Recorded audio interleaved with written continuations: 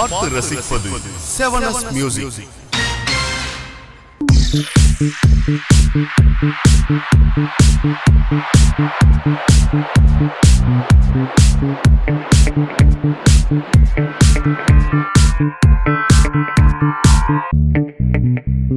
வணக்கம் 7S music நேயர்களே, நான் உயிர்மொழி பட டைரக்டர் ராஜா பேசுகிறேன்.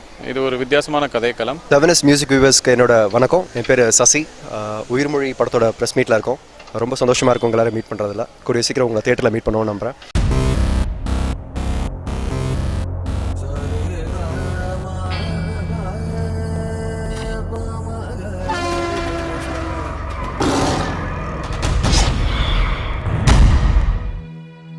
நான் டாக்டர் ஆல்ஃப்ரட் பத்மகாந்த். நான் இந்த படத்தின் உயிர்மொழி படத்தின் மியூசிக் டைரக்டர். இந்த படத்தில் நாங்கள் கான்சென்ட்ரேட் பண்ணியிருக்கிறது நிறையா ரீரெக்கார்டிங்கில் எங்களுக்கு நிறையா ஸ்பேசஸ் இருந்துச்சு. படத்தில் 50% தான் பேச்சு இருக்கும், மற்ற பூரா எம்டி ட்ராக் தான். என்னோடய பேர் சண்முகப்பிரியா. உயிர்மொழி அப்படிங்கிற ஒரு படத்தோட தயாரிப்பாளர் நான். ஓவராலாக எங்களோட படம் முடிஞ்சிருச்சு, ரொம்ப நல்லா வந்திருக்கு.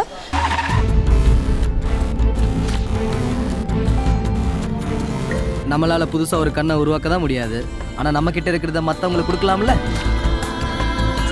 எங்கெங்கோ செல்லும் என் எண்ணங்கள். 7S மியூசிக் நேயர்களுக்கு சாம்ஸின் பணிவான வணக்கங்கள்.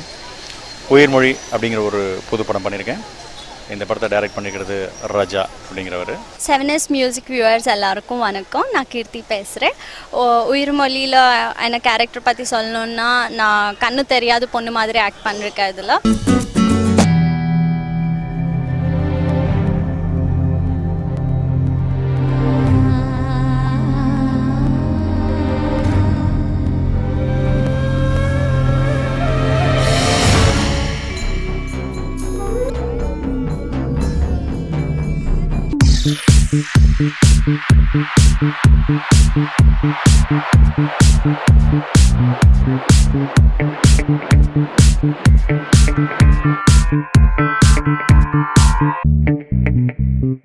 இந்த படம் பார்த்தீங்கன்னா ஒரு அவுட்ரைட் டோட்டல் ஃபேமிலி என்டர்டெய்னர்னு சொல்லலாம். ஏன்னா எல்லா விதமான மிக்சப் இதில் இருக்குது.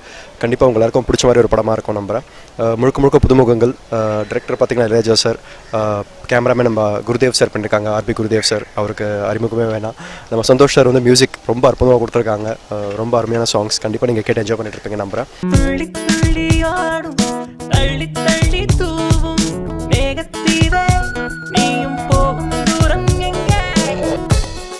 தேடிடும் ஒரு ஊஞ்சல் ஒன்றே நாடினும் புதுதாகம் இதுதானா, இனியும் மீறிடும் எம்பிளமை கொன்று மோதிடும் புத்தேகம் இதுதானா. இதில் 5 ஹீரோஸ் இருக்கா. ரெண்டு hero delta character Bobby master பண்ணியிருக்காங்க. அப்புறம் சாம்ஸ் சார் பண்ணியிருக்காங்க. சர்தாஜ், ராஜீவ், சசி இவங்களெல்லாம் கூட ஒர்க் பண்ணிக்க ரொம்ப ஸ்பெஷலாக இருந்துச்சு. ஆமாம், இந்த கேரக்டர் எனக்கு கொடுத்துருக்கோம் என்ன டைரக்டருக்கு, ப்ரொடியூசருக்கு ரொம்ப நன்றி. இது ப்ரப்போசல் இல்லை, பெர்மிஷன்.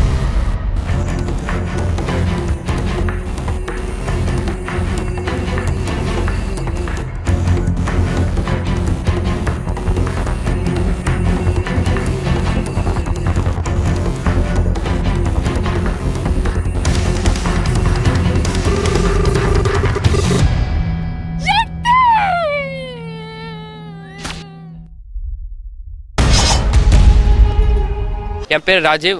இந்த உயிர்மொழின்ற ஒரு படத்தில் ஒன் ஆஃப் தி கேரக்டர் பண்ணியிருக்கேன். கேரக்டர் பேர் ஒமேகான்ற ஒரு கேரக்டர் பண்ணியிருக்கேன். ரொம்ப இன்னோசென்ட்டான கேரக்டர். இன்னோசென்ட்னா ரொம்ப சைலண்ட்டாக இருப்பேன்னு நினச்சிக்காதீங்க. கிளாஸில் எப்படி பசங்கள்லாம் அரட்டை அடிச்சுன்னு கலாய்ச்சிட்டு இருப்பாங்களோ அதே மாதிரி தான். ஆனால் அப்படியே கிளாஸ் விட்டு வெளில வந்துட்டா அதுக்கு ஆப்போசிட், சைலண்ட்டாக இருப்பேன். அதுதான் இன்னோசென்ட்னு சொன்னாங்க. இதில் 5 பேரில் ஹீரோயின் யாரை செலக்ட் பண்ணுறாங்க அப்படின்றது தான் இந்த உயிர்மொழி. கண்டிப்பாக இது வித்தியாசமான ஒரு கான்செப்டோடு வந்திருக்கிற ஒரு படம்னு அடித்து சொல்லுவேன். இது ஒரு டிஃப்ரெண்ட்டான ஒரு ஸ்டோரியும் கூட. அதாவது மனிதனோட குணாதிசயங்களை பற்றி சொல்கிற ஒரு கதை. அதாவது நம்ம எவ்வளோ கோடி மக்கள் இருந்தாலும் எல்லாரும் இந்த 5 குணாதிசயத்துக்குள்ளே தான் இருக்கிறோம் அப்படிங்கிறது தான் இந்த கதைக்களம். இதை டைரக்டர் சொல்லும்போது ரொம்ப வித்தியாசமாக இருந்தது. ரொம்ப சேலஞ்சிங்காகவும் இருந்தது. ஏன்னா அவங்க வந்து 3 ஸ்டேஜ் ஆஃப் பீரியட் வந்து ஷூட் பண்ணணும் அப்படின்னு சொன்னாங்க. நாங்கள் லைவ் தான் நிறையவே ட்ரை பண்ணினோம். பட் பட்ஜெட் கன்ஸ்ட்ரெயின் அப்படிங்கிற ஒரு விஷயத்தினால நாங்கள் எல்லாமே சிஜியில் பண்ணியிருக்கோம். ரொம்ப டிஃப்ரெண்ட்டாக வந்திருக்கு. நாங்கள் நினச்சதை விட ரொம்ப நல்லா வந்திருக்கு.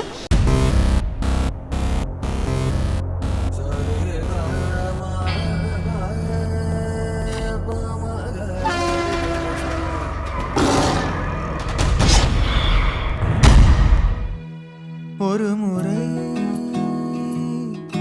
ஒரு பார்வை ஒரு வார்த்தை போதும் கண்ணே. இந்த படத்தில் என் கேரக்டர் பார்த்தீங்கன்னா பீட்டா அப்படின்னு ஒரு கேரக்டர். அதில் பார்த்தீங்கன்னா ஒரு சுயநலவாதி. அதுதான் வந்து அதோட பொருத்தமான இதுன்னு சொல்லலாம். ஸோ அதை பேஸ் பண்ணி வந்திருக்க ஒரு கேரக்டர் கண்டிப்பாக நல்லா வந்திருக்கு. உங்களுக்கு கண்டிப்பாக பிடிக்கும் நம்புகிறேன். இந்த படம் பார்த்திங்கன்னா டிஎன்ஏ மேலே ட்ராவல் பண்ணுற ஒரு சப்ஜெக்ட். அதாவது உங்கள் எல்லாருக்கும் ஒரு புது எக்ஸ்பீரியன்ஸாக இருக்கும் நம்புகிறேன். கண்டிப்பாக நீங்கள் ஃபேமிலியோட பார்த்து இந்த படத்தை என்ஜாய் பண்ணணும். 5 சாங்ஸ் இருக்குது. அதில் நான் ஒரு 3 சாங்ஸ்க்கு ஆக்ட் பண்ணிருக்கேன். என்னோடது ஒரு பேத்தஸ் சாங் இருக்குது, அதுக்கு எனக்கு ரொம்ப பிடிக்கும் வானத்தில் சாங்கு. மெல்லினமே அது டியூட் சாங்கு, சிஜி ஒர்க் பண்ணிருக்காங்க அதுக்கு. மற்றபடி 2 சாங்ஸ் கூட மாண்டே சாங்ஸ் இருக்குது. நானாக நான் இன்றி நாளோடு நீ இன்றி காலங்கள் வேக வாராமல் நாளேடு நானாக நாளங்கள் நோவாக தாளங்கள் போக தேராமல் அட என்னவோ ஏன் தேக்கம் அடி என்னிலே உன் தாக்கம் என் கண்ணிலே காதல் வீக்கும். இளவட்ட சாலம்ட்டு ஒரு சாங் கொடுத்துருக்காங்க. அந்த சாங் வந்து சும்மா சூப்பராக பெப்பியாக வந்திருக்கு. பாபி மாஸ்டர் வந்து கோரியோகிராஃப் பண்ணியிருக்காரு. அவரும் இந்த படத்தில் வந்து ஒன் ஆஃப் த கேரக்டர் பண்ணியிருக்காரு. நான் டான்ஸ் பண்ணியிருக்கேன். என் ஃப்ரெண்ட்ஸ் சொல்கிறேன்டா, ரோஹித், அஜய், ரிஷி 3 பேரும் இவங்க நாங்கள் 4 பேருமே டான்ஸ் பண்ணியிருக்கோம். இந்த பாட்டை பார்த்தாலே உங்களுக்கு தெரியும், செம்ம பெப்பியாக இருக்கும்.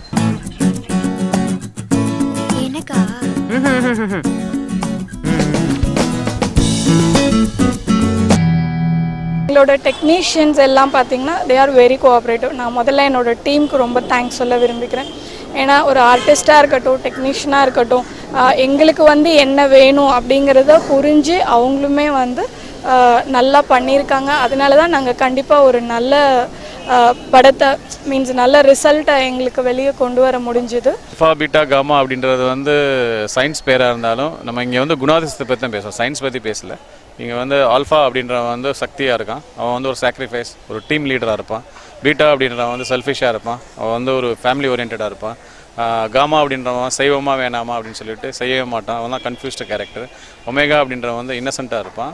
டெல்டான்றவன் சைக்கோ இருப்பான். இவங்க எல்லாமே வந்து இந்த 5 குணாதிசத்துக்குள்ளே தான் அடக்கும் அப்படின்னு நம்ம எல்லாமே வந்து 5 குணாதிசத்துக்குள்ளே தான் அடக்கும்.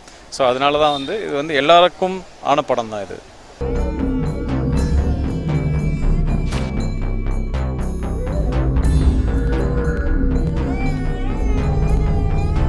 இது ப்ரப்போசல் இல்லை, பெர்மிஷன்.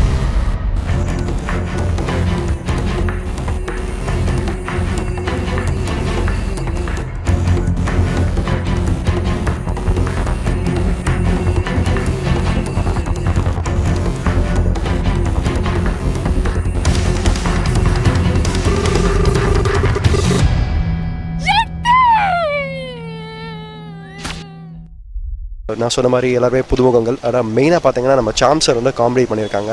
அவரை பற்றி சொல்லவே வேணாம், கலக்கியிருக்காரு காமெடியில். அண்ட் ஃபர்ஸ்ட் டைமாக வந்து நம்ம பாபி மாஸ்டர் வந்து நடிப்பில் இறங்கியிருக்காரு. ரொம்ப எக்ஸ்ட்ராடினரியாக வந்திருக்க ஒரு கேரக்டர். கண்டிப்பாக அது உங்களுக்கு எல்லாருக்கும் ஒரு ட்ரீட்டாக இருக்கும் நம்புகிறேன். ஸோ இது மாதிரி கூட பார்த்தீங்கன்னா சாண்ட்ரேமி நடிச்சிருக்காங்க. அண்ட் ஹீரோயின் பார்த்தீங்கன்னா கீர்த்தி அப்படின்றவங்க பண்ணியிருக்காங்க. அவங்களுக்கு இது ஃபஸ்ட் படம். ரொம்ப சேலஞ்சிங்கான ஒரு கேரக்டராக இருந்தாலும் அவங்க பண்ணியிருக்காங்க. So all the very best and congrats to her as well. 5 heroes இருக்கா. அதில் எல்லாரும் நான் ஒரு ஹீரோயினுக்கு ரொம்ப ஸ்பெஷலாக இருந்துச்சு. இந்த 5 ஹீரோஸ் கூட ஒர்க் பண்ணிருக்கோம். சாம் சார் ஆல்ரெடி நோன் ஆர்டிஸ்ட். அவர் கூட ஒர்க் பண்ணிருக்க எனக்கு ரொம்ப கம்ஃபர்ட் ஜோன் கொடுத்துருக்காங்க. எப்படி ரொம்ப நர்வஸாக இருந்துச்சு. எக்ஸ்பீரியன்ஸ் ஆர்டிஸ்ட் கூட ஒர்க் பண்ணிருக்கேன். அப்புறம் அவர் மீட் ஆகும்போது ரொம்ப ஃபன்னியாக ஜாலியாக இருந்துச்சு. இந்த படத்தில் 5 ஹீரோ ஒரு பொண்ணை சுற்றி இருந்துக்காங்க. அவங்கள பற்றின கதை அப்படின்ற மாதிரி. இது ஹீரோன்னு பேர் தான், பட் ஆனால் வழக்கம் போல் காமெடி தான் இந்த படத்துலையும். ஒரு டிஎன்ஏ வச்சு மனிதனுடைய குணாதிசயங்களை 5 விதமான இதுக்குள்ளே அடக்கிடுறாங்க அப்படின்னு சயின்ஸ் சொல்லுது. இங்கே டைரக்டர் ராஜா என்ன சொல்கிறார், அதை அடித்தளமாக வச்சுக்கிட்டு ஒரு கதை பண்ணியிருக்காரு. ஒரு கண்ணு தெரியாத பொண்ணை சுற்றி இந்த 5 குணாதிசயங்கள் கொண்ட மனிதர்கள் எப்படி டச் பண்ணிட்டு போகிறாங்க லைஃப்பில் அப்படின்ற மாதிரி ஒரு சுவாரஸ்யமான அழகான ஒரு படம், இன்ஃபர்மேட்டிவான ஒரு படம். நம்மளால் புதுசாக ஒரு கண்ணை உருவாக்க தான் முடியாது, ஆனால் நம்ம கிட்ட இருக்கிறத மற்றவங்களுக்கு கொடுக்கலாம்ல. எங்கெங்கோ செல்லும் என் எண்ணங்கள் எனக்கா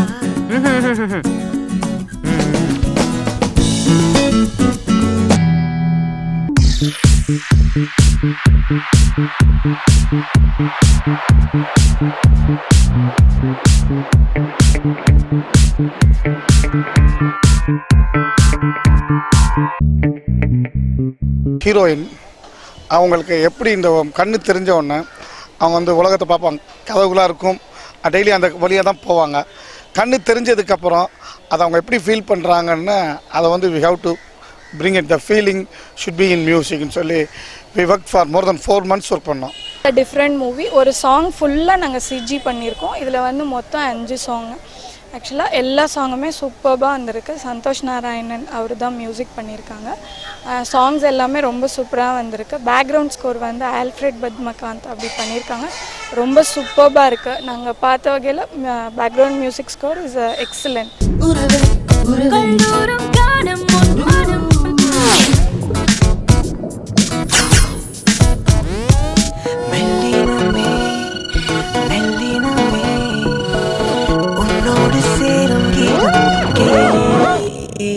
சொல்லிடமே உந்தன் சொல்லிடமே சொல்லாத சொந்தங்களும் இங்கே. ஓ பூவில் வந்து சேரும் காதில் வந்து கூவும் ஓசைகளே உன்னில் வெல்லும் ராகம் எங்கே. பின்னிக் கொண்டு சாயும் கண்ணிக்காலம் நாடும் வரவில்லை உந்தன் வண்ணத்துக்குள் வாரம் எங்கே. உறவை தேடிடும் ஒரு ஊஞ்சல் ஒன்றே நாடினும் புது தாகம் இதுதானா. இனியும் மீறிடும் என் நிலைமை குன்றும் மோதிடும் புத்தகம் இதுதானா.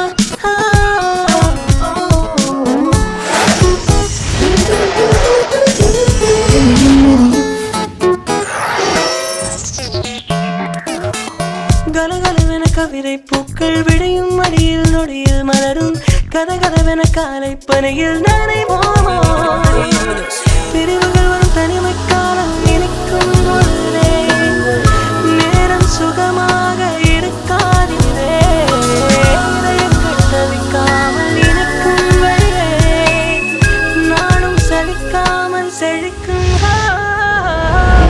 உறவை தேடிடும் ஒரு முகத்தில் ஒன்றே ஃபஸ்ட்டு நான் வந்து நரேட் பண்ணும்போது அவங்க ரொம்ப சர்ப்ரைஸ் ஆனாங்க. நீங்கள் இந்த மாதிரி கதை நம்ம வந்து எடுக்கலாமா அப்படின்னு கொஞ்சம் யோசிச்சாங்க. பட் நான் நரேட் பண்ணேன், இது ஒரு சாதாரண விஷயம். நம்ம எல்லாருமே வந்து 5 கேரக்டர் அடக்கன்ற போது இதை சொல்லும் போது ரொம்ப இன்ட்ரெஸ்டிங்காக இருக்கும்னு சொன்னேன். அப்புறம் நரேட் பண்ணி ஃபுல்லாக கம்ப்ளீட்டாக கதையை கேட்டதுக்கு ஷி ரியலி அப்ரிஷியேட்டட். அவங்க வந்து இதை கண்டிப்பாக நம்ம பண்ணலாம், ஒரு வித்தியாசமான ஜான்ராவாக இருக்குது, நம்ம பண்ணுவோம் அப்படின்னு சொல்லி அவங்க எடுத்தாங்க இந்த படம். சிஜி ரொம்ப அதிக அளவில் யூஸ் பண்ணியிருக்கோம் படத்தில். அண்ட் கண்டிப்பாக ரொம்ப அற்புதமாக வந்திருக்கு. நீங்கள் கண்டிப்பாக பார்த்து என்ஜாய் பண்ணுவீங்க நம்புகிறேன். டைரக்டர் சார், நான் இப்போ இங்கே இருக்கேன்னு அவர் தான் ரீசனு. நான் ரொம்ப கஷ்டப்படுத்தேன் இந்த படங்காக. அப்போது பிளைண்ட் கேரக்டர் எப்படி பண்ணணும் எனக்கு ஒன்றும் தெரியாது. அவர் தான் எப்படி எனக்கு ட்ரைன் பண்ணிட்டாரோ, நான் எந்த சீன் எப்படி பண்ணணும் அவர் தான் சொல்லியிருக்காங்க. நான் இன்னைக்கு எதுவும் எனக்கு காம்ப்ளிமெண்ட்ஸ் வந்துச்சுன்னா அவருக்கு தான் நான் டெடிகேட் பண்ணுறது. சுற்றி வர என்னை சுற்றி எல்லாமே புதுமுகம் தான். ஹீரோ புதுசு, ஹீரோயின் புதுசு, இன்னும் பாக்கி இருக்கிற 3 கேரக்டரும் புதுசு. அதை மீறி இந்த படத்துடைய கதையினுடைய பாதிப்பால் இந்த படத்தை நான் ஒத்துக்கிட்டேன். நல்ல படம் பண்ணணும்ன்ற ஒரு ஆசையில் இந்த படம் ஒத்துக்கிட்டேன். இப்போ ஜெயம் ரவியோட பூலோகம் பண்ணிகிட்ருக்கேன், சசிகுமாரோட பிரம்மன் பண்ணிகிட்ருக்கேன், லாரன்ஸோட முனி 3 பண்ணிகிட்ருக்கேன். ஸோ நல்ல நோன் ஆர்டிஸ்டோடு பண்ணிகிட்டு இருக்கும்போது இந்த மாதிரியான நல்ல கதைக்களமோடு வரும்போது அதை மிஸ் பண்ண மனசு இல்லாமல் ஆசையாக இந்த படத்தை நான் நடித்தேன்னு சொல்லணும்.